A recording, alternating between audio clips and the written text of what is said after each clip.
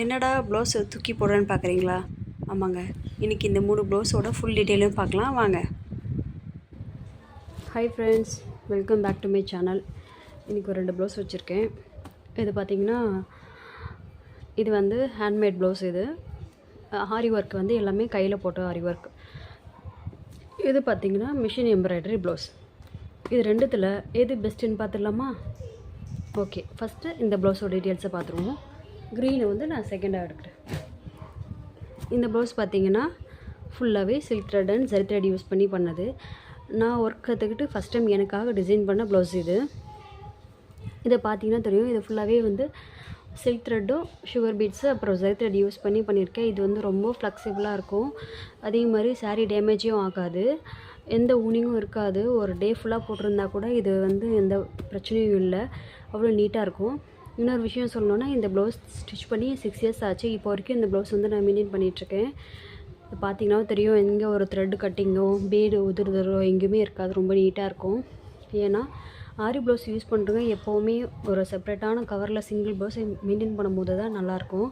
நான் வந்து ஒரு ப்ளவுஸையும் ஒரு ஜிப் கவரில் போட்டு லாக் பண்ணி ஸ்டோர் பண்ணி வைப்பேன். அப்போ தான் வந்து ப்ளவுஸ் வந்து லாங் லைஃப் வரும். இல்லைனா வந்து ஒரு ப்ளவுஸை இன்னொரு ப்ளவுஸில் டேமேஜ் பண்ண வாய்ப்பு இருக்குது. நீங்களும் அதே மாதிரி யூஸ் பண்ணி ட்ரை பண்ணி பாருங்கள். ப்ளவுஸோட லைஃப் டைம் வந்து எக்ஸ்ட்ரா வரும். இந்த ப்ளவுஸ் எப்படி இருக்குன்னு கமெண்ட் பண்ணுங்கள். இப்போது மிஷின் எம்ப்ராய்டரி ப்ளவுஸ் எப்படி இருக்குன்னு பார்ப்போம். இப்போது மிஷின் எம்ப்ராய்டரி ப்ளவுஸை பற்றி பார்க்கலாம். இப்போ நான் ஏன் இந்த ப்ளவுஸை பற்றி சொல்கிறேன்னா, இப்போ நிறைய ட்ரெண்டிங்கில் இருக்கிறது வந்து மிஷின் எம்ப்ராய்டரி ப்ளவுஸ் தான் நிறைய பேர் போடுறாங்க. ஆனால் அது அந்தளவுக்கு ஃப்ளெக்சிபிளாக இருக்கா அப்படின்னு எனக்கு தெரியல. நான் என்னோடய எக்ஸ்பீரியன்ஸை மட்டும் நான் ஷேர் பண்ணிக்க விரும்புகிறேன். இந்த ப்ளவுஸ் நான் ஸ்டிச் பண்ணி ஒரு 6 வருஷம் ஆயிடுச்சு. இது வந்து ஃபுல்லாக மிஷின் எம்ப்ராய்டரி தான். இதை பார்த்தீங்கன்னா தெரியும், இது கம்ப்ளீட் மிஷின் எம்ப்ராய்டரி. இன்னொரு விஷயம், இந்த பீடெல்லாம் பார்த்தீங்கன்னா ஃபுல்லாக ஜிக்ஸாக் வந்து அடித்து தள்ளியிருப்பாங்க மிஷினில். இந்த ஜிக்ஸாக்கு, இந்த ஃப்ளவரு இதெல்லாம் போட்டு எல்லாமே மிஷின்லேயே அடித்ததுனால ப்ளவுஸ் வந்து இறுக்கமாகிட்டுச்சு, போடவே முடியல. இன்னொரு விஷயம், இந்த ப்ளவுஸை போட்டிங்கன்னா காற்றே போகாது, அட்டை மாதிரி இருக்கும். என்னமோ காட்டன் சாரிக்கு கஞ்சி போட்ட மாதிரி வெறப்பாக. இது வந்து ஃப்ளெக்சிபிளாக இருக்காது. இன்னொரு விஷயம், போட்டால் அந்த எல்போ கிட்டெல்லாம் அட்டை மாதிரி அப்படி நிற்கும். அந்தளவுக்கு ஒரு மோசமாகிடுச்சு இந்த ப்ளவுஸு. நான் ஏன் இவ்வளோ புலம்புறேன்னா, இது வந்து நான் கொஞ்சம் சாரீ எக்ஸ்பென்சிவ். இன்னும் சொல்லப்போனால் இது வந்து என்னோடய என்கேஜ்மெண்ட் சாரீலாம் தெரியாமல் டைம் இல்லாதனால நான் இதை பண்ண சொல்லியிருந்தேன். இப்போது வந்து வருத்தப்படுறேன் ஏன் பண்ணிட்டேன் அப்படின்னு சொல்லிட்டு. நீங்களும் இதே மாதிரி தப்பாக பண்ணாதீங்க. இன்னொரு விஷயம், இப்படி ட்ரை பண்ணணும்னு நினச்சிங்கன்னா ஒரு சிம்பிளான காட்டன் சாரியில், அதுவும் ஸ்லீவுக்கு மட்டும் ட்ரை பண்ணுங்கள். த்ரெட் ஒர்க் மட்டும், பீட் ஒர்க்கெல்லாம் வந்து மிஷின் எம்ப்ராய்டரிக்கு நான் ப்ரெஃபர் பண்ணவே மாட்டேன். தயவு செஞ்சு யாரும் அந்த தப்பாக பண்ணாதீங்க, அப்புறம் என்ன மாதிரி ஏமாந்து போயிடுங்க. ஆக்சுவலாக இதை பண்ணுறதுக்கு வந்து 3000 ஆச்சு எனக்கு. 6 வருஷத்துக்கு முன்னாடியே இந்த எம்ப்ராய்டரி பண்ண 3000 வாங்கினாங்க என்கிட்ட. ப்ளஸ் ஸ்டிச்சிங் சார்ஜஸ் வாங்கினாங்க. மொத்தமாக சேர்த்து 3500 நான் இதை கொடுத்து அஃபோர்ட் பண்ணியிருக்கேன். ஆனால் இந்த ப்ளவுஸ்க்கு அதுக்கு ஒர்த்தான்னு கேட்டால் கண்டிப்பாக ஒர்த்தே கிடையாது. நீங்கள் தயவு செஞ்சு இந்த மாதிரி பீட் ஒர்க்கெல்லாம் மிஷினில் கொடுத்து ட்ரை பண்ணாதீங்க. அதுக்கப்புறம் நீங்களே என்ன மாதிரி புலம்ப ஆரம்பிச்சிருவீங்க. இப்போ பார்த்தீங்கன்னா ஹேண்ட்மேட் ப்ளவுஸ் அப்புறம் மிஷின் எம்ப்ராய்டரி ப்ளவுஸ் ரெண்டுமே நான் உங்களுக்கு காமிச்சிட்டேன். எது பெஸ்ட்டுன்னு நீங்களே டிசைட் பண்ணிக்கோங்க. நான் என்னோடய எக்ஸ்பீரியன்ஸை மட்டும் தான் உங்கள்கிட்ட ஷேர் பண்ணிக்கிட்டேன். அதே மாதிரி ஆரி ப்ளவுஸை யூஸ் பண்ணும்பொழுது தயவுசெய்து செப்பரேட்டான ஒரு கவரில் போட்டு ஸ்டோர் பண்ணி யூஸ் பண்ணுங்கள். அதான் சேஃபும் கூட. ப்ளவுஸ் டேமேஜ் ஆகாமல் லாங் லைஃப் வரும். அப்புறம் இன்னொரு முக்கியமான விஷயம் ஷேர் பண்ணுறேன். இப்போ பார்த்தீங்கன்னா இது என்கிட்ட இருக்கிற கிராண்ட் இயர் ப்ளவுஸில் இதுவும் ஒன்று. இது பார்த்திங்கன்னா எங்களோட ஃபேமிலி ஃபங்க்ஷன்ஸ்க்காக எல்லாருமே ஒரே மாதிரி போகணுன்றதுக்காக ஸ்டிச் பண்ண ப்ளவுஸு.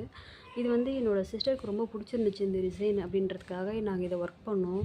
ஆனால் இது ஒர்க் பண்ணால் ஃப்ளெக்சிபிளாக இருக்குது, ஆனால் இது வந்து ஹெவி, ரொம்ப ஹெவி. ஒரு டே ஃபுல்லாக இதை வந்து வேர் பண்ணிட்டு இருக்க முடியாது.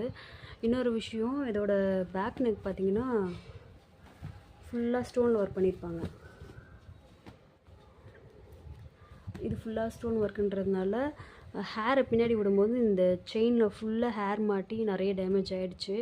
எப்போவுமே வந்து ஒரு பேக்கில் ஒர்க் பண்ணுறீங்கன்னா லிமிட்டடாக வச்சுக்கோங்க ஸ்டோன் ஒர்க்கு. இந்த மாதிரி ஃபுல்லாக ஹெவியாக ஸ்டோன் ஒர்க் பண்ணிட்டீங்கன்னா உங்களுக்கு வந்து ஹேர் டேமேஜ் ஆகும். ஒரு பூ வச்சா கூட உங்களுக்கு இந்த கம்பிலெல்லாம் வந்து மாட்டிக்கிற மாதிரி இருக்கும். பின்னாடி யாரும் பிடிச்சி இழுக்கிற ஃபீலாக இருக்கும். அதனால் நீங்கள் வந்து ஒர்க் பண்ணும்போது இந்த மாதிரி ஹெவியான ஸ்டோன்ஸ் வந்து ரெஃபர் பண்ணாதீங்க. உங்களுக்கு கிராண்டியராக போனால் நிறைய ஐடியாஸ் இருக்குது, சீக்வன்ஸ் இருக்குது, நிறைய மெட்டீரியல்ஸ் எல்லாம் இப்போ வந்துடுச்சு. ஆனால் நீங்கள் இந்த மாதிரி ஒரு ஸ்டோன்ஸை வந்து பேக்ரவுண்டுக்கு ஹெவியாக கொடுக்குறத நான் ப்ரிஃபர் பண்ண மாட்டேன். ஏன்னா நான் நிறைய எக்ஸ்பீரியன்ஸ் பண்ணியிருக்கேன், அதனால உங்கள்கிட்ட ஷேர் பண்ணிக்கிறேன். இன்னொரு விஷயம், இந்த மாதிரி ஸ்டோன் ஒர்க் பண்ணும்பொழுது ஸ்லீவ் முடிகிற வரைக்குமே வந்து ஒர்க் பண்ணக்கூடாது. இந்த மாதிரி இப்போ பார்த்தீங்கன்னா எங்கே ஸ்டிச்சிங்னே தெரியல பார்த்தீங்கன்னா, அந்த மாதிரி ஃபுல்லாக ஒர்க் பண்ணிட்டீங்கன்னா உங்களுக்கு வந்து கண்டிப்பாக இந்த அண்டர் ஆர்ம் கிட்ட இந்த ஹூக்ஸ் எல்லாம் வந்து சாரியில் குத்தி சாரீ டேமேஜ் ஆகும். இப்போ பார்த்தீங்கன்னா தெரியும், இது வந்து ஸ்டிச்சிங் வரைக்கும் ஃபுல்லாக ஒர்க் இருக்கிறதுனால இந்த கை இப்படி மடிஞ்சு நம்ம ஸ்லீவ் கிட்ட வரும்பொழுது இந்த ஊக்கெல்லாம் இந்த சாரியில் இந்த ப்ளவுஸில் மாட்டி டேமேஜ் பண்ணிவிடும். என்னோடய அண்டர் ஆர்ம் பாருங்கள், இங்கே கீழே எப்படி இருக்குது பாருங்கள். இந்த பாருங்கள், இந்த ப்ளவுஸ் வந்து எவ்வளோ டேமேஜ் ஆகிருக்கு பாருங்கள். நீங்கள் பார்த்தீங்கன்னா தெரியும். ஆக்சுவலாக இந்த ப்ளவுஸ் வந்து ஒரு 1 ஹவர் தான் நான் போட்டிருந்தேன். 1 ஹவர்லேயே இந்த ப்ளவுஸ் வந்து எவ்வளோ டேமேஜ் ஆகிருக்குன்னு பாருங்கள். உங்களுக்கு வீடியோவில் கிளியராக தெரியுதான்னு எனக்கு தெரியல, ஆனால் நேரில் அவ்வளோ மோசமாகிடுச்சு இந்த ப்ளவுஸ் மட்டும் இல்லை, சாரியில் இருக்கிற சரியெல்லாம் கூட மாட்டி மாட்டி, ஏன்னா ஸ்லீவ் கீழே டவுன் பண்ணும்போது சாரியெல்லாம் மாட்டி நிறைய டேமேஜ் ஆகிடுச்சு. அதனால் சொல்கிறேன், இந்த மாதிரி ஸ்டோன் ஒர்க் வந்து மினிமமாக பண்ணுங்கள். அதே மாதிரி ஸ்லீவ் முடிகிற வரைக்கும் ஃபுல்லாக பண்ணாதீங்க. மேக்ஸிமம் கொஞ்சமாவது ஸ்பேஸ் விட்டுட்டு அதுக்கப்புறம் ஸ்டிச் பண்ணுங்கள். இந்த டேமேஜெல்லாம் அவாய்ட் பண்ணணுன்னா இந்த மாதிரி ஸ்டோன் ஒர்க்கை அவாய்ட் பண்ணிவிடுங்க. அதுக்கு நிறைய கிராண்டியராக போடுறதுக்கான வழி நிறைய இருக்குது. இந்த மாதிரியான ஒர்க்கெல்லாம் பண்ணி உங்களோட சாரியும் ப்ளவுஸையும் டேமேஜ் பண்ணிக்காதீங்க அப்படின்னு சொல்கிறதுக்காக தான் இந்த வீடியோவை நான் எடுத்தேன். இந்த ப்ளவுஸை பாருங்கள், திரும்ப போடவே முடியல, அந்த மாதிரி ஆயிடுச்சு.